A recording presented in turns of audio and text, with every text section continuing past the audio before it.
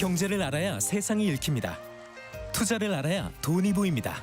KBS 1라디오 경제쇼. 코스피 5천 돌파에 이어 오늘은 코스닥이 4년 만에 1000포인트를 돌파했습니다. 단순히 지수만 오른 게 아니라 한국 증시 체질이 개선되고 있다는 신호일까요?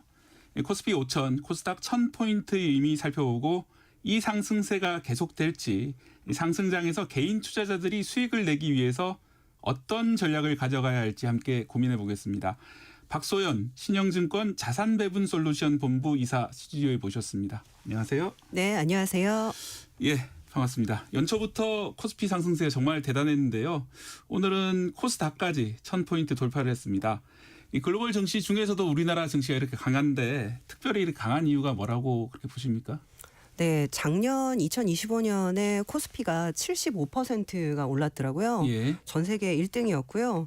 그래서 외국인 투자자도 사실 다 깜짝 놀랐는데 가장 큰 부분이 아마 언론에서 많이 얘기하고 있지만 코리아 디스카운트 해소에 대한 기대감인 것 같습니다. 네, 우리만 좀 주가가 낮다. 코리아 디스카운트. 네, 예. 결국에는 이제 한국이 다른 증시의 뭐 평균 밸류에이션에 비해서 지나치게 싸게 거래되는 이유가 뭐 여러 가지가 있었죠. 뭐 상대적으로는 지금 뭐 상법 개정 뭐 작년부터 지금 계속 논의가 되고 있는데 주주들에 대한 약간 배당이나 자사주 뭐 매입이나 이런 주주 환원들이 적다. 뭐 이런 얘기 상당히 좀 많았고 네. 그리고 정책 모멘텀 부족하다 이런 얘기 많았는데 작년부터 여러 가지 정책들이 쏟아져 나오면서 확실히 정부도 주식시장을 신경 쓰기 시작하는구나 뭐 이런 어떤 전망들이 이제야 나오고 있는 것 같습니다. 네. 그래서 새해는 또 특히 외국인 매수세도 좀 많이 늘어나고 있는 것 같은데 뭐 실제로 어떻습니까? 네, 작년에 외국인들이 지수는 많이 올랐는데 4조 6천억 원을 유가증권 시장에서 순매도를 했거든요. 예. 그런데 지금 지난주까지 제가 집계를 해보니까 2조 5천억 원을 되려 샀더라고요. 그러니까 작년에 팔았던 거의 절반 정도를 벌써 한 달 만에 다 산 거니까 예. 사실상 완전히 정반대 행보라고 볼 수 있을 것 같습니다. 네, 그러니까 이제 올해 들어서 말씀하신 대로 어떤 해외 투자자들도 우리나라 정책의 어떤 진정성이나 이런 걸 좀 믿게 됐고 방향성도 좀 믿게 돼서 많이 돌아오고 있다 이렇게 보시는 네, 거죠? 뭐 속내는 알 수 없지만 일단 현상적으로 보면 네. 그렇게 보이고 있는 상황입니다. 예, 그러면 말씀하셨던 코리아 디스카운트 현상 이제는 좀 해소됐다 이렇게 말할 수 있는 그런 상태가 됐습니까? 아직까지는 지표로 보면 좀 네. 초기 단계가 아닌가라고 생각되는데 주가 수익 배율이라고 해서 번 이익에 대해서 시가총액이 몇 배나 평가를 받는가 네. 이거를 이제 PER이라고 얘기를 예. 하잖아요.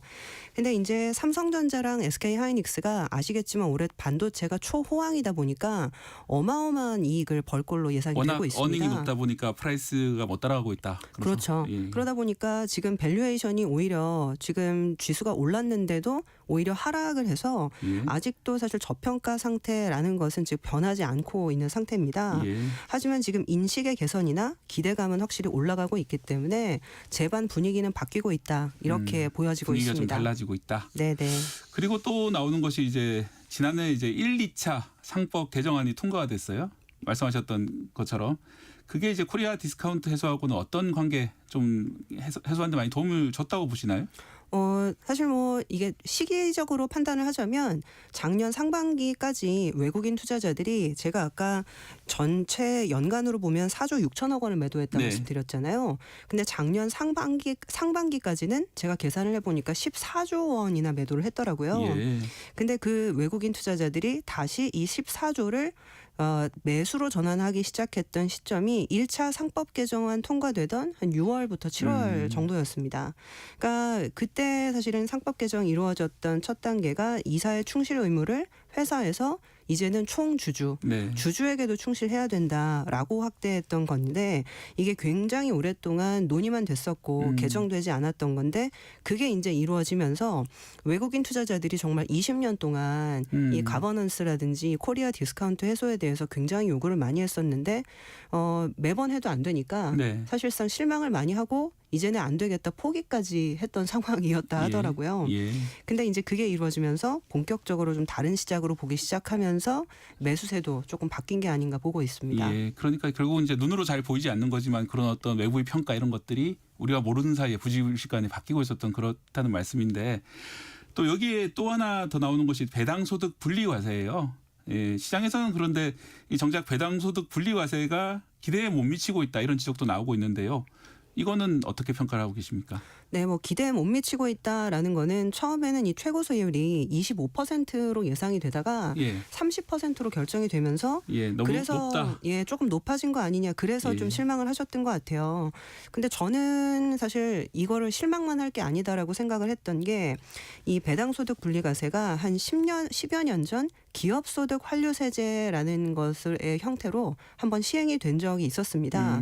근데 그때는 사실 다 잘 기억이 안 나실 텐데 네, 그 기억이 잘 안 10년 나시는 게 전이라서, 예. 시간이 많이 지나기도 했지만 그때 요건 맞추기가 굉장히 까다로워서 사실상 투자를 해서 좀 분리과세를 좀 실제 받으신 분들이 많이 없었어요. 네, 근데 그때에 비해서 요건이 굉장히 조금 쉬워지기도 했고요. 예, 그리고 이제 주주환원에 대한 필요성 같이 기업들이 실제 이제 배당을 줘야 되는 기업들이 예, 정책을 받아들이는 분위기 자체도 굉장히 달라진 것 같습니다. 예, 그래서 이런 부분들이 배당소득 분리과세가 세율이 약간 높아졌다고 해도 전체적인 분위기가 달라졌기 때문에 저는 그 인식 자체가 좀 달라지고 있다는 부분을 가장 좀 크게 좋게 생각을 하고 있고요. 예, 아시겠지만 미국이나 유럽은 배당을 이미 우리나라랑은 달리 분리과세를 오래 해오고 있었습니다. 네, 그 이유가 이제 법인세라는 거는 이제 법인세를 납부한 후의 이익에 대한 분배가 배당이다라고 생각을 해서 배당을 합산과세하면 동일한 소득원에 대해서 이중으로 과세를 하는 거기 때문에 예, 배당으로 한번 세금을 떼고 또 법인세로 또 떼고. 맞아요. 예. 그러다 보니까 이제 이게 이중과세다. 네. 그래가지고 이제 분리과세를 해주고 있었는데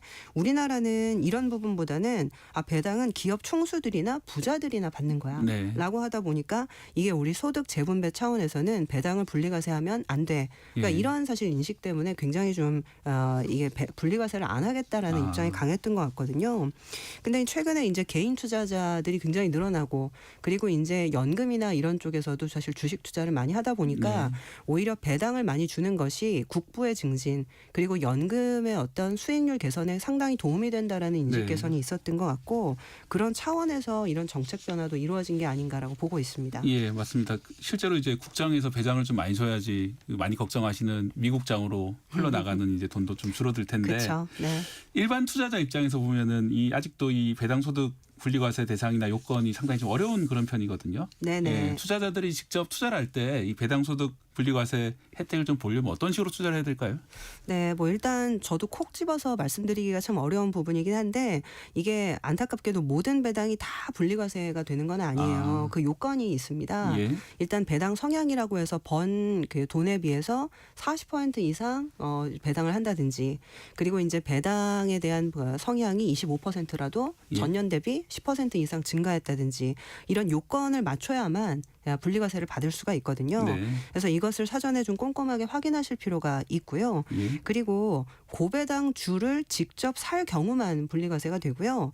예를 들면 고배당주를 담은 펀드나 ETF는 사셔도 이게 분리과세가 안 됩니다. 아하. 사실 요번에 요것들을 좀 추진을 해보려고 했는데 사실 요건 맞추기가 힘들어서 빠졌다고 하더라고요. 예. 그러다 보니까 이런 부분들을 조금 고려하실 필요가 좀 있겠고요. 그리고 예. 이제 리츠도 고배당주로 상당히 많이 거론이 됐는데 이번 분리과세에서는 일단은 조금 제외가 된 측면이 있어서 네.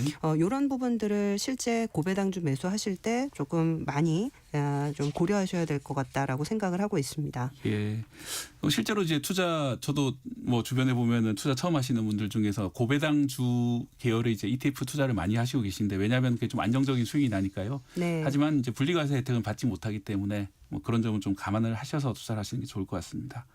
좀 화제를 좀 둘러보겠습니다. 이게 사실 제가 전에 그 박소연 이사님을 회사로 그때 스카웃 하신 분한테 말씀을 들었는데 이 박소연 이사님의 장점이 원래 동양사학을 전공한 이런 인문학적 감수성이 남다르기 때문에 다른 이제 분석가들하고 좀 많이 달랐다 이런 말씀을 하시더라고요. 그래서 오신 김에 제가 좀 겸사겸사 좀 시사 발생 이슈에서 좀 여쭤보려고 그러는데요. 그 타이완하고 중국 관계에 대해서 투자하시는 분들도 많이 우려를 하고 계시잖아요. 그래서 이제 특히 지난 주말 사이에 그 장유샤라고 중국 군부 2인자가 실각하는 그런 사건이 있었는데 네네. 이게 뭐 당장 우리 경제에 큰 영향을 안 미친다고 보실 수도 있지만은 결국은 이제 그 양극의 불안이나 이런 것들이 이 세계 정치에 영향을 미칠 수 있는 그런 사안으로 보시는데 장유샤 실각에 대해서 어떻게 보셨고 좀 긴 중국 역사나 동양 역사에서 볼 때 어떤 지금 흐름이다 이런 말씀 좀 해줄 수 있으신가요? 제가 뭐 석박사를 한 것도 아니고 학부 예, 예. 졸업인데 참 이런 얘기를 드려도 되는지 모르겠는데 예. 아시겠지만 시진핑 정권에서 이제 1인 집권 체제가 강화가 된 지는 굉장히 오래됐어요. 사실 뭐 거의 10년째 이루어지고 있는 것이라서 이번에 이제 장유샤의 실각도 사실상 그 일환이라고 보면 크게 사실은 놀랍지 않은 이벤트라고 네, 보는 시각이 당연한 맞을 것 일이었다. 같고요. 네. 네. 근데 이제 중요한 거는 정말 이 사람이 실각됐으니까 정말 당장 대만 침공이 이루어질 거예요. 네. 이거는 약간 좀 극단적인 시각이 아닐까 생각을 하는데 사람이 바뀌면 그 시스템을 사실 정비하는 데도 시간이 많이 걸리고 네. 그리고 이제 이 사람을 대신할 사람을 추가 임명하는 부분들 필요하기 때문에 네. 이 프로세스 상에서 전체적으로 안정화 기간이 필요하기 때문에 당장 어떻게 되고 이런 부분은 아닌 것 같아요. 오히려 급변할 가능성은 적다. 네, 상황이. 저는 사실 단기적으로는 그렇게 보는데 예. 약간 좀 학계에서는 좀 그런 시각도 있는 것 같습니다. 이게 이제 사람이 변하면 전반적인 그 사물을 보는 시각이 네. 변하게 되잖아요. 근데 이 도광량회라고 해서 중국의 1950년대 한 60년대 생들은 예. 이게 미국과 전면적으로 그 대적하려고 하지 않고 이 조용한 곳에서 예. 때를 기다리면서 실력을 키우면서 어떤 이제 적의를 드러내지 않는 게 도방향이라는 맞아요. 뜻이잖아요. 맞아요. 그래서 예. 그 도광량회를 항상 마음에 새기고 우리는 때를 기다려야 된다. 네. 그러면서 이제 이 미국과 사실 그 적대적으로 나서는 것들을 굉장히 조심스럽게 생각을 네. 했다 하더라고요. 근데 아시겠지만 이제 우리나라도 마찬가지고 뭐 일본도 마찬가지인데 이게 그 가난함과 굶주림을 모르는 세대가 이제 주류가 됐을 때 네. 예를 들면 이제 뭐 바링하오 막 이런 말들로 많이 쓰는데 예. 중국에서 이제 1980년대생들은 정말 굶주림을 경험하지 못한 첫 세대라고 얘기를 하잖아요. 네. 근데 이제 70년대, 80년대생들이 주류로 올라오게 되면서 예. 이런 도광향해적인 접근 방식이 약화되고 있다는 얘기는 상당히 좀 있더라고요. 예. 그래서 실질적으로 이미 재계에서도 그런 어떤 전환 같은 것들이 많이 일어났는데 그 작년에 기사를 보다 보니까 중국의 최대 부호가 1980년대생에서 등장했다. 아. 이런 기사가 있더라고요. 예. 근데 그게 누군가 보니까 틱톡 아시죠? 예. 그 틱톡의 그 모 바이트댄스. 회사가 바이트댄스. 예. 근데 그 바이트댄스의 창업자가 장이밍인데 예. 저도 깜짝 놀란 게 1983년생입니다. 예. 그러니까 어떻게 보면 재계에서도 이미 이런 헤게모니 체인지가 일어나고 우리보다 있고 훨씬 더 젊은 사람들이 이제 그렇죠. 나라를 움직이고 있는 거군요. 그러다 보니까 그 사실 이 군부나 내지는 정계에서도 이런 좀 세대 교체가 이미 일어나고 있을 가능성이 굉장히 높고 장시환만 해도 사실은 혁명 2세대라고 하는 중국 그들의 그렇죠. 예, 그렇게 약간 좀 나이 같은 세대였는데 그것이 아니라 더 젊은 세대로 가면은 또 어떤 식으로 바뀔지 모르겠다. 그렇죠. 예. 그래서 이런 세대 교체 같은 것들이 점진적으로 이제 이루어졌을 때 그 임계점을 넘는 네. 그런 트리거 포인트가 사실 언제 나타날지 그런 부분을 좀 두렵다라고 얘기하시는 분들이 많더라고요. 예. 네. 잘 들었습니다. 제가 돌발 질문드려 죄송하고요. 또 하나 좀 여쭤볼 게 이제 국내 증시로 다시 돌아와 가지고 말씀드리자면은 지금처럼 사실은 장이 엄청 좋을 때는 사실은 지금 들어가야 되냐 아니면 좀 더 기다려야 되냐. 왜냐하면 잘못 들어갔다 고점이 물릴 수도 있고 이런 맞아요. 고민들을 많이 하게 되는데 네. 그런 어떤 매수 매도의 전략에 대해서 어떻게 이제 판단을 하고 들어가고 어떨 때 이제 팔고 나오고 왜냐하면 이익 실현도 정말 중요하잖아요. 왜냐하면 그 살 때는 그 매수는 기술이지만 매도는 예술이다 이런 말이 있을 정도로 매도가 정말 어렵거든요. 네네. 실제로 왜냐하면 들고 있다 계속 다시 하락할 수도 있는 거고 네네. 어떻게 보십니까? 그런 사는 것 파는 것에 대해서. 사실 제가 그 증권회사 입사한 지 한 25년 가까이 됐는데요. 예. 저도 연식이 좀 있어가지고. 아니 정말 이제 원래 고참이라고 해야 되나? 그러시죠? 네. 예. 근데 진짜 정말 날고기는 투자자들도요. 생각보다 타이밍을 좀 귀신같이 잡지는 못하더라고요. 근데 가장 중요한 거는 무릎에 사서 어깨에 팔라. 이게 굉장히 많이 들어본 격언이실 텐데 네. 이게 기본인 것 같아요. 그러니까 어찌 보면 조금 비싸게 살 각오를 하면서 사야 되는 거고요. 예. 조금 싸게 팔 각오를 하면서 팔아야 되는 거죠. 예. 다 모든 이익을 다 얻을 수가 없다 한 사람이. 그렇죠. 예. 근데 그게 가능한 이유는 추세를 보기 때문에 네. 가능한 거거든요. 어찌 보면 본인이 이제 A라는 예를 들면 이제 에너지에 대한 어떤 전환기라든지 네. 그리고 AI라는 어떤 반도체 투자 사이클이라든지 예. 이런 부분들이 이제 지속되는 한 나는 조금 비싸게 사도 된다. 뭐 약간 아니면은 이제 이런 사이클이 끝났다라고 생각했을 때 조금 더 오를 수 있겠지만 나는 이 사이클이 끝났다라고 생각하니 팔겠다. 네. 그러니까 이런 판단이 가능할 수 있어야 된다는 거죠. 네. 근데 그러려면 생각보다 굉장히 깊게 공부를 해야 예. 되더라고요. 펀더멘털에 대해서 좀 더 깊이 공부를 하고 확신을 가지고 하시라. 네. 네. 그러니까 제가 그 최근에 이제 만났었던 외국계 운용사에서 그런 얘기를 하길래 굉장히 깜짝 놀랐는데 네. 굉장히 장기 투자를 하는 운용사예요. 예, 예. 근데 종목을 어떻게 고르시냐라고 했더니 우리 운용사는 5년 안에 5배 오를 수 있을 것 같은 종목에만 투자를 한다라는 거예요. 근데 사실 5배라는 숫자 자체도 굉장히 깜짝 놀랄 일인데 예. 5배 이상 오를 수도 있고 안 오를 수도 있겠죠. 네. 하지만 그 정도로 이게 업사이드 포텐셜, 이게 보통 이제 이게 영어로는 이 상승에 대한 잠재력이라고 하는데 네. 상승 잠재력이 그 정도 충분하기 때문에 조금 비싸게 사도 괜찮다. 오히려 더 많이 오를 거기 때문에 내가 괜찮다라고 생각할 수 있는 종목에만 투자를 하는 거죠. 예. 그리고 만약에라도 그 5배가 오를 수 있을 거다라고 생각했는데 못 오를 것 같으면 그때는 미련 없이 판다. 네. 결국에는 이 장기 추세를 봐야 하는 어떤 안목이랑 결국에는 좀 꼼꼼하게 공부하고 계속 추세를 좀 파악하는 그런 것들이 제일 중요하지 않나라고 생각을 합니다. 네. 네, 좋은 말씀 감사합니다. 그 코스피 지수가 이제 지난주에 5,000포인트를 돌파를 했습니다. 물론 이제 오늘은 좀 떨어지긴 했는데 어떻게 보십니까? 이 5,000 시대 의미에 대해서 한번 좀 짚어보고 싶은데요. 이 코스피 5,000이 지금 약간 거품인가요? 아니면은 이게 뭐 변화를 의미하는 건지 어떻게 보십니까? 네, 사실 지난주 신문을 보니까 코스피는 5,000선을 돌파했다. 근데 그 바로 밑에 있는 기사가 GDP는 지난 4분기에 역성장을 했다. 네. 이 기사가 대조적으로 실려 그렇죠. 있더라고요. 그러니까 이거는 사실 내수가 안 좋은데 금융시장만 좋아지고 있고 특히 이제 환율이 높으니까 수출회사만 좋아지고 있다라는 거라서 네. 굉장히 좀 불안한 상승이라고 여겨지시는 분들도 있을 것 같아요. 예, 예. 그래서 이제 가격 부담이 좀 있다라는 느낌으로 좀 보시는 분들도 많을 텐데 근데 사실 이 5천이라는 게 저는 그렇게 생각합니다. 이게 우리나라의 사실은 수출 기업들의 가치가 그만큼 사실은 커져 있다라는 것은 네. 과거에 비해서 사실은 부담스럽다라고 밸류에이션으로 볼 수는 있겠지만 예. 실질적으로 이 메가캡 보통 그 글로벌 시장에서는요. 그 보통주 우선주 포함해서 시가총액이 1,000조를 넘는 주식들을 메가캡이라고 메가캡. 얘기를 하거든요. 그래서 이런 삼성이 기업이 드디어 메가캡을 달성한 셈이네요. 이제 메가캡을 사실 이제 환율이 지금 1,450원 정도기 때문에 환산하면 정확하게 그렇게 되지는 않지만은 예, 예. 아마 삼성전자랑 하이닉스를 합하면 메가캡이 될 수 있을 것 같더라고요.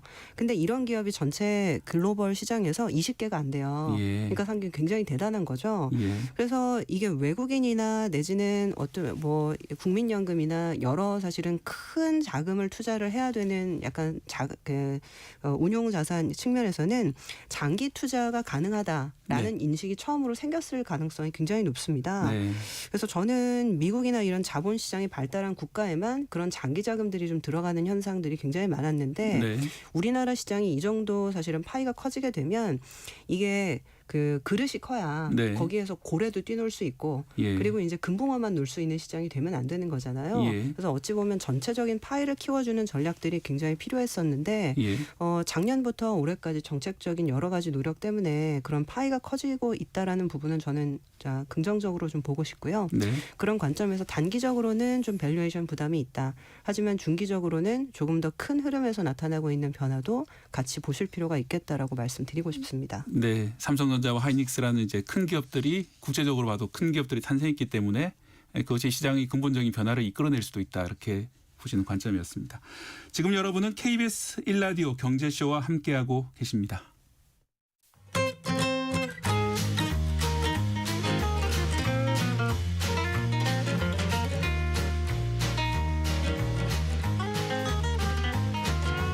경제 맛집 투자 핫플. 지금은 돈 벌기 딱 좋은 시간. KBS 1라디오 경제쇼.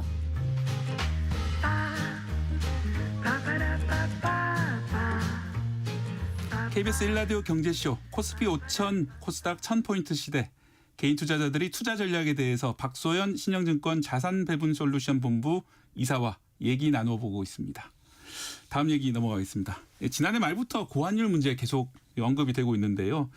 결국은 1,500원 넘는 게 아니냐 이런 걱정도 많이 남았는데 오늘은 좀 1,440원대로 좀 안정이 되긴 했는데 이 국내 증시에도 발목을 잡을 수 있다 이런 얘기도 있어요. 이 고환율 이어지는 원인부터 뭐라고 보십니까? 네, 뭐 원인은 여러 가지가 있는데 일단 생각보다 미국이 금리를 좀 빨리 내려줬으면 괜찮은데 네. 미국이 금리를 내리는 속도가 좀 느려지면서 예. 생각보다는 미국의 고공행진하는 금리가 달러 값을 좀 높이고 있는 부분이 있는 거죠. 네. 그래서 그런 부분들도 영향을 좀 미쳤고 그리고 아시겠지만 작년부터 트럼프가 대미 투자 3,500억 달러 해라. 네. 미국에 직접 투자를 하지 않으면 관세를 물리겠다. 네. 이렇게 이제 트럼프 대통령이 강하게 얘기를 하고 있다 보니까 달러에 대한 수요가 떨어지지 않고 있는 부분이 굉장히 좀 큰 것 같아요.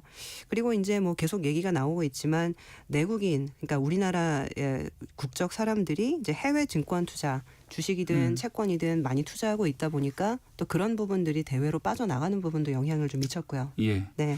그래서 이제 이 1,400원대가 뉴노멀이다 이런 말까지 나오고 있는데 정부에서도 여러 가지 환율 안정화 대책을 내놓고 있고요. 또 이재명 대통령도 1,400원대가 될 거다 이런 식으로 이제 일종의 구두 개입도 하기도 했는데 단기간에 실제로 1,400원 갈 수 있다고 보시나요? 뭐 사실 이게 현재 경제 환경이 아주 크게 바뀌지 않는 한 환율이 이제 급락하기는 좀 쉽지 않지 않을까라고 네. 생각은 좀 하고 있는데요. 그래도 방금 말씀하셨던 것처럼 여러 가지 정책적인 포인트들이 나오고 있기 때문에 좀 안정화는 가능하지 않을까 조심스럽게 생각을 좀 해볼 수가 있는 것이 네. 아시겠지만 정부가 연초부터 RIA라고 해가지고요. 네. 해외 주식 복귀 계좌에 세제 혜택을 주는 방안을 좀 예. 내놨습니다. 해외 주식을 팔고 국내 증시로 돌아오면은 세제 혜택 세제 혜택을 주겠다. 주겠다. 맞아요. 그래서 그런 계좌가 좀 만들어지는 부분이 있고요. 그리고 오늘 뭐 지금 코스닥이 뭐 1,000스닥 네. 뭐 달성을 했는데 이런 식으로 이제 한국 주식 시장의 매력이 굉장히 확대가 되면 해외를 팔고 한국으로 사실 복귀하는 그런 흐름이 생각보다 굉장히 강해질 수 있는 측면들이 좀 있거든요. 이렇게 그리고- 주식 증시가 이제 화랑이기 때문에 그렇다는 말씀이시고 그렇죠. 지난주에 우리 출연하셨던 카카오페이 증권사 대표님도 최근에 이제 동학개미들이 많이 사용을 하고 있다 뭐 이런 말씀도 하시더라고요. 네, 거기에다가 아까 말씀드렸던 것처럼 계속 팔기만 했었던 외국인 투자자들도 최근에 환율이 높으니까 네. 오히려 우리나라 주식이 싸 보이는 그런 음. 효과들이 있을 거거든요. 그래서 좀 변화는 조금 시작되지 않았나라고 생각은 하고 있습니다. 네. 그래서 이제 증권사들이 지난해 이제 코스피 전망치를 내놓은 것보다 벌써 훌쩍 뛰어넘은 그런 상황인데 5,000P를 예상하신 곳은 많지는 않은 것으로 제가 알고 있어요. 지금 상황에서 국내 증시가 앞으로는 어떻게 될까요? 더 오를까요? 아니면 좀 보합으로 갈까요? 일단 이게 그 5천이라고 하면은 이제 라운드 넘버라고 해서 예. 땡땡땡 0이 이제 뒤에 붙는 숫자잖아요. 예. 그래서 이제 앞자리가 딱 바뀌었기 때문에 목표가 5천선이었는데 이거를 굉장히 조기에 달성해서 사실상은 좀 쉬어갈 가능성도 좀 있지 않나라는 생각도 좀 들긴 합니다. 네. 근데 중요한 거는 지금 굉장히 많은 정책적인 모멘텀이 뒤에 좀 남아 있거든요. 예. 아까 이제 잠깐 말씀을 드렸지만 2월이랑 3월이 본격적인 배당을 받는 시즌입니다. 예. 예전에는 12월 말에 주식을 갖고 있어야 예. 배당을 받을 수 있었는데 이제는 배당 기산일을 정관을 변경해서 이렇게 배당을 언제 주겠다 얘기를 한 다음에 그 이후에 주식을 사도 네. 배당을 받을 수 있도록 지금 많은 아하. 기업들이 바뀌었기 때문에 예. 2, 3월이 배당 시즌이기 때문에 그때 이제 주식을 사는 사람들도 상당히 좀 많을 거고 배당률이 그리고- 높은 주식 위주로 많이 사야 되겠네요. 그렇죠. 그리고 이제 3월이 주총 시즌 아닙니까? 네. 그러다 보니까 이제 행동주의에 대한 어떤 모멘텀 네. 결국에는 이제 이런저런 것들을 요구하면서 바뀐 주가를 상법 때문에 올려라. 더더욱 더 활동이 활발해질 수도 있고요. 맞아요. 그런 것들이 있고 그리고 또 앞서 말씀하셨던 것처럼 코스닥 관련된 어떤 정책 모멘텀도 있기 때문에 네. 지수 자체는 5천선에 조금 머물더라도 다른 형태로 시장을 좀 끌어올리는 재료들이 많이 나오고 있기 때문에 네. 좀 많이 빠지지 않은 채 예. 오히려 좀 다른 각도로 시장이 전개되지 않을까 생각을 해볼 수 있을 것 같습니다. 이건 좀 조심스러운 질문인데요. 이 코스피가 재평가된 것처럼 코스닥도 재평가 받는 거 아니냐? 뭐 이런 얘기도 있거든요. 그건 어떻게 좀 보십니까? 근데 그 재평가를 받으려면 여러 가지 근본적인 개혁 조치들이 좀 있어야 됩니다. 코스닥에도 개혁 조치가 필요하다. 그렇죠. 사실 코스피는 지금 상법 개정이나 이런 형태로 네. 해서 어느 정도 근본적인 펀더멘탈이 달라질 거다라는 생각을 많은 사람들이 하고 있거든요. 네. 근데 코스닥 같은 경우는 지금 적자 기업들이 굉장히 좀 많았고 그리고 이제 기술 특례나 이런 것들로 상장이 됐는데 실질적으로 실현되지 않은 경우 아. 그래서 작년에서부터 계속 좀 코스닥에도 시장에도 이 상장 및 내지는 퇴출 심사 이런 부분들을 강화하겠다라고 얘기를 좀 하고 있거든요. 예. 그래서 이런 것들이 좀 실질적으로 보인다라고 한다면 예. 코스닥에 대한 신뢰도도 많이 증가할 수 있지 않을까 생각을 좀 해봅니다. 예, 정책 지원 못지않게 그런 이제 퇴출 구조라든지 이 바람직한 선순환 구조가 좀 필요하다는 지적도 해주셨는데 조금 다른 얘기도 해보도록 하겠습니다. 지난해부터 금값도 많이 올랐고 은 가격도 올랐고요. 그러다 보니까 요즘에 뭐 에브리싱 랠리라고 그래서 투자 안 하면 잘못했다 이런 얘기까지 많이 돌고 있는데 직접 쓰신 책이 사실 베스트셀러가 있어요. 따라 돈 공부 절대 미루지 마라 이런 책을 쓰셔가지고 제가 알기로는 타이완에서도 팔리고 또 일본에서도 최근 번역이 됐다고 들었는데 어떻게 투자를 하면 되는지 묻는 청년들, 젊은 분들한테 이제 질문도 많이 받으실 것 같거든요. 어떤 식으로 답변을 해주고 계십니까? 이게 사실 좀 뜬금없는 얘기인데 그 워렌 버핏이 항상 하는 얘기가 invest in yourself. 너 자신에게 투자해라. 네. 그래서 실질적으로 어떤 종목 투자하면 돼요, 못 투자하면 돼요 물어보는 이 젊은이들한테 지금은 투자보다는 네 자신한테 투자를 해라라는 얘기를 주식 투자보다는 공부 열심히 하시라 이런 공부 말인가요? 열심히 하든 자기 개발을 하든 예. 어떤 형태로 사업을 하든 일단 자기 개발이 되게 중요하다라는 네. 얘기를 많이 하더라고요. 근데 사실 최근 보면 연금 계좌나 ISA처럼 네. 장기적으로 사실은 노후 대비를 하는 계좌 형태로 투자가 많이 일어나고 있고 네. 젊은 시절부터 이거는 관리를 해야 되더라고요. 연금 계좌부터는 젊은 시절부터 관리하는 것도 좋다. 네, 그래서 제가 워렌 버핏 얘기 계속 드리는데 우리는 두 가지를 해야 된다. 그래서 잘 뭉쳐지는 촉촉한 눈을 찾아서 그 다음에 이 촉촉한 눈덩이를 굴릴 아주 긴 언덕을 찾아야 된다. 네. 그 두 가지거든요. 근데 사실은 이 연금 계좌나 ISA나 이런 것들이 사실 굉장히 긴 언덕 역할을 해요. 그리고 그 언덕은 길면 길수록 좋기 때문에 20대, 30대부터 시작했을 때 가장 좋은 투자가 사실은 이런 연금 계좌나 ISA 투자거든요. 예. 그래서 저는 장기 투자 관점에서 사실 이 퇴직연금이나 이 연금자산 운용을 지금부터 신경 쓰시는 거는 네. 20, 30대에서도 아주 중요하다. 저는 예. 그렇게 생각은 하고 있습니다. 예, 역시 좀 인문학 감성인가요? 그 눈덩이처럼 굴리기 위해서는 촉촉한 눈을 찾아서 긴 언덕에서 이제 굴려야 된다 그렇죠. 말씀하신 물론 거죠. 촉촉한 눈이 중요하기도 한데요. 예. 언덕이 긴 것도 매우 중요하다. 그래서 이렇게. 이제 ISA나 연금 계좌는 이제 평생을 두고 관리를 해야 되는 것이기 때문에 그런 식의 투자가 유리할 수 있다. 네. 젊을 때 시작하시는 게 좋겠다는 말씀을 해주셨고요. 그러면 작은 돈으로라도 빨리 IS 계좌를 열어가지고 주식 투자를 시작해 보는 것을 권하시는 편인가요? 저는 이게 당연히 필요하다라고 생각을 하는 게 네. 이게 본인이 직접 투자를 했을 때 뉴스 하나를 보는 시각도 상당히 많이 달라지더라고요. 네. 그러니까 뭐 저희 딸 같은 경우도 이제 아직 고등학교 졸업은 안 했는데요. 이게 실질적으로 저랑 같이 가끔 얘기를 해요. 신문을 보다가. 네. 근데 예전에는 아예 관심이 없다가 이렇게 제가 어떤 펀드나 뭐 내지는 어떤 ETF 얘기를 하면 그런 것 관련돼서 얘기를 하다가 저한테 신문 기사를 가져오더라고요. 이런 기사가 있는데 이건 어떻게 생각하냐. 그러니까 어찌 보면 본인이 직접 투자를 하고 있고 우리 가족 계좌에서 투자가 일어나고 있다라는 생각을 하면 이런 금융 상품을 보는 눈 자체가 굉장히 달라지기 때문에 네. 소액으로라도 저는 교육적으로라도 투자는 시작은 하는 게 이른 시점부터 저는 중요하다라고 생각은 해요. 네. 그렇다면 20, 30대를 위해서 뭐 직접적인 추천 어려우실 수도 있지만 이 포트폴리오가 있다면은 어떤 식으로 이제 처음에 포트폴리오를 만들어야 될지 그런 것도 좀. 네, 이게 뭐 조금 민감한 얘기일 수는 있는데요. 돈이 많은 사람은 당연히 투자를 해야 되고요. 돈이 조금 있는 사람은 투자를 하면 안 된다. 하지만 돈이 아예 없는 사람은 투자를 반드시 해야 된다. 네. 그러니까 이런 약간 격언이 있거든요. 금융시장에.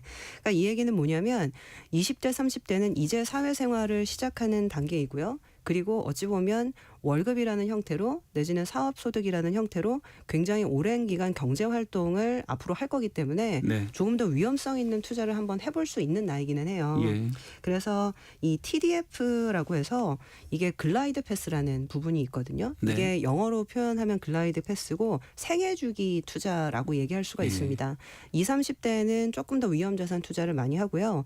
그리고 50, 60대 가면서 또 안전자산으로 이제 올라가는 채권 같은 안전자산. 맞아요. 그렇죠. 그런 쪽으로 이제 올라가는 투자인데 사실 20, 30대에는 포트폴리오가 필요한 부분도 있지만 조금 더 위험 자산의 비중을 좀 더 많이 가져갈 수 있는 자산 배분을 할 수 있는 나이거든요. 네. 그래서 뭐 1990년생이라고 한다면 2050년에 60살이 될 텐데 이 환갑부터 이제 안전자산 투자를 늘려간다. 약간 이런 개념으로 네. 그런 관점의 포트폴리오 구성은 저는 가능하지 않을까라고 생각을 한번 해봅니다. 예. 네. 젊을 때는 조금 위험에 뛰어들더라도 나이 들면서 그 비중을 좀 줄여가면서 네. 채권으로 가는 그런 식으로 한번 인생을 설계해 보시는 게 어떨까 이렇게 말씀을 해주셨고요. 최근에 이제 뭐 너도 나도 금 투자 이런 거 종목에 우르르 뛰어드는 그런 현상이 포모 현상이라고 하죠. 그런 게 좀 많이 나타나고 있는데 요즘처럼 아무리 다 오르는 상승장에서도 의외로 마이너스 수익률 내시는 분들도 많다고요?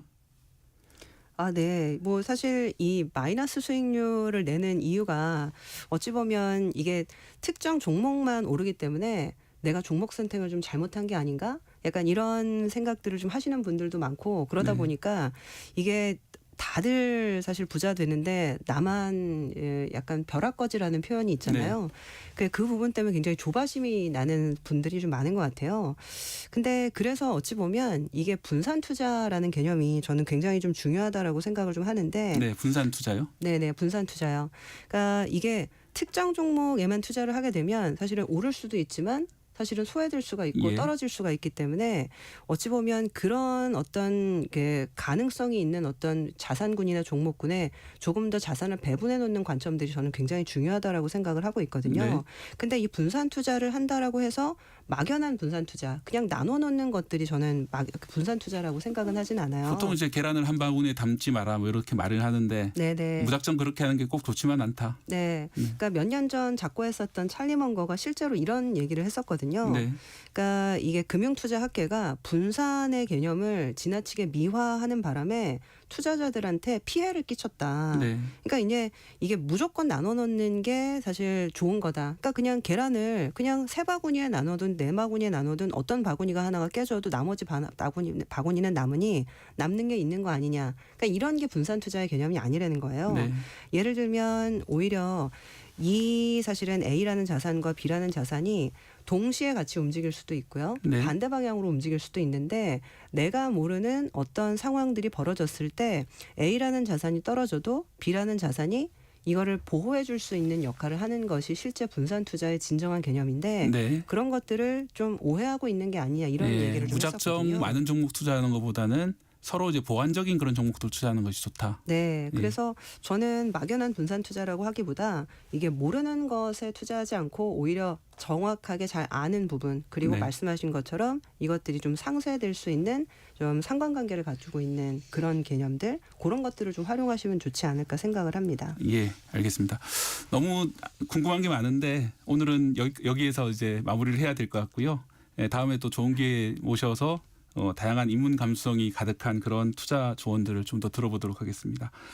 KBS 1라디오 경제쇼 이만 마치겠습니다. 진행을 맡은 박대기 기자였고요. 지난주 월요일부터 오늘까지 여러분과 함께 소통을 했는데 정말 좋은 경험이었습니다.